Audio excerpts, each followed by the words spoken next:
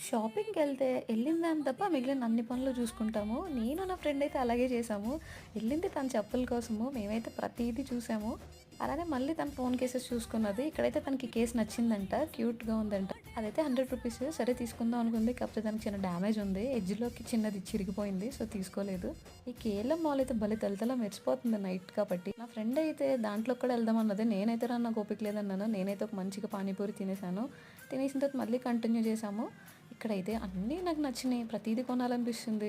కానీ నా దగ్గర అంత బడ్జెట్ లేదు. అలానే నాకు బార్గెనింగ్ స్కిల్స్ కూడా రావు. పైగా అన్నీ ఒకేసారి చూస్తే కన్‌ఫ్యూజన్ కూడా వచ్చేస్తది. ఏది కొనాలో తెలీదు.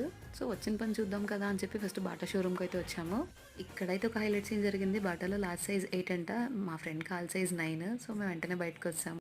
దాని తర్వాత ఈ కోవా బన్ తినేసి మగ్గం వర్క్ బ్లౌజెస్ చూసాం. ఈ వీడియో ఆల్రెడీ కామెంట్స్‌లో ఉంది. చూడకపోతే చూసేయండి. దాని తర్వాత మళ్ళీ వేట స్టార్ట్ చేసాము. ఫైనల్లీ చెప్పులు దొరికేయలేదు. నెక్స్ట్ వీడియోలో చూద్దాం.